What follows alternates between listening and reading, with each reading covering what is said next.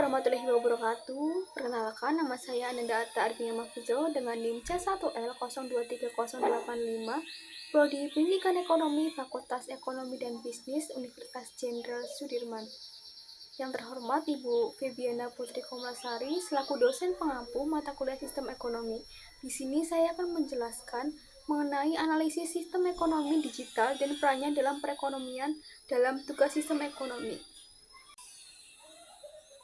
Baik, langsung saja. Jadi, ekonomi digital adalah segala bentuk aktivitas ekonomi yang menggunakan teknologi informasi dan komunikasi untuk menciptakan, mendistribusikan, dan menggunakan barang serta jasa.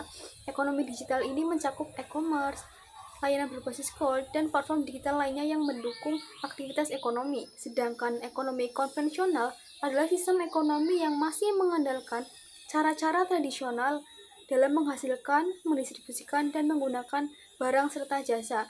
Dalam sistem ini, transaksi biasanya dilakukan secara fisik. Lalu selanjutnya ada contoh penerapan ekonomi digital di Indonesia ya. Yang pertama ada e-commerce. E-commerce ini mencakup Tokopedia, Shopee, Lazada, dan Bukalapak. Jadi, e-commerce ini merupakan platform yang memudahkan transaksi jual beli barang secara online, sehingga bisnis dapat memperluas jangkauan pasar bagi pelaku usaha dan konsumen tanpa batas wilayah. Lalu yang kedua ada fintech. Itu layanan seperti GoPay, OVO, Dana, dan aplikasi keuangan digital lainnya yang mempermudah transaksi keuangan digital, termasuk pembayaran, transfer uang, dan pinjaman online menjadi lebih praktis dan cepat. Lalu ada transportasi online, yaitu layanan seperti Gojek dan Grab yang menyediakan layanan transportasi dan pengiriman barang berbasis digital, membantu meningkatkan efisiensi mobilitas di kota-kota besar. Lalu yang terakhir ada layanan digital, yaitu platform seperti Traveloka menawarkan layanan pemesanan tiket dan akomodasi secara online, sehingga mempermudah akses masyarakat terhadap kebutuhan perjalanan dan rekreasi menjadi lebih mudah dan fleksibel.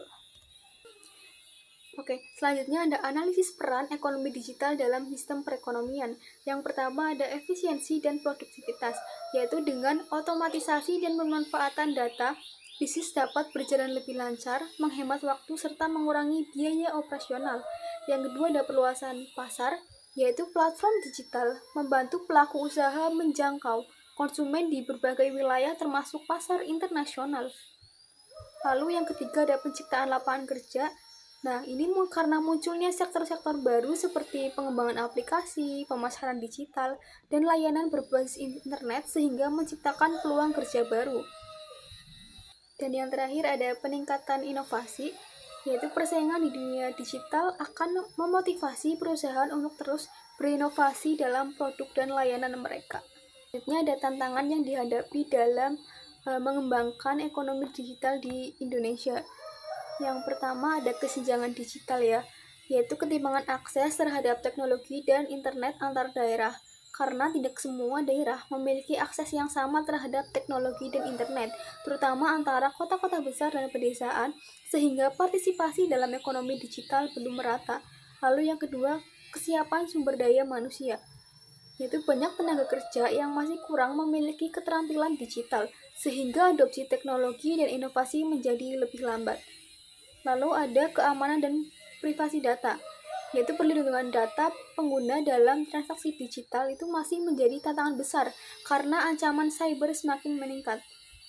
Dan yang terakhir ada regulasi yang belum adaptif, yaitu kebijakan dan regulasi yang ada itu belum sepenuhnya sesuai dengan penggunaan dan perkembangan teknologi, sehingga perlu penyesuaian agar lebih mendukung pertumbuhan ekonomi digital. Baik, yang terakhir adalah tanggapan pribadi tentang bagaimana sistem ekonomi digital berdampak pada masa depan perekonomian Indonesia dan bagaimana peran serta masyarakat dalam mendukung perkembangan ekonomi digital tersebut. Nah, menurut pendapat saya pribadi, ekonomi digital memiliki dampak besar bagi pertumbuhan ekonomi Indonesia yang lebih inklusif dan efisien di masa depan. Dengan semakin banyaknya bisnis yang memanfaatkan teknologi, pertumbuhan ekonomi bisa menjadi lebih cepat dan efisien. Digitalisasi memungkinkan usaha kecil dan menengah (UMKM) untuk berkembang sehingga menjangkau lebih banyak pelanggan, serta menghemat biaya operasional. Sementara masyarakat berperan mendukung perkembangan Ya, dengan meningkatkan pemahaman teknologi, mendorong UMKM berbasis digital, menggunakan layanan berbasis digital dalam kehidupan sehari-hari, mengasah keterampilan digital, serta mendukung kebijakan yang mempercepat transformasi ekonomi agar ekosistem digital semakin berkembang dan bermanfaat bagi semua. Baik, sekian pemaparan dari saya mengenai sistem ekonomi digital. Kurang lebihnya mohon maaf. Terima kasih. Wassalamualaikum warahmatullahi wabarakatuh.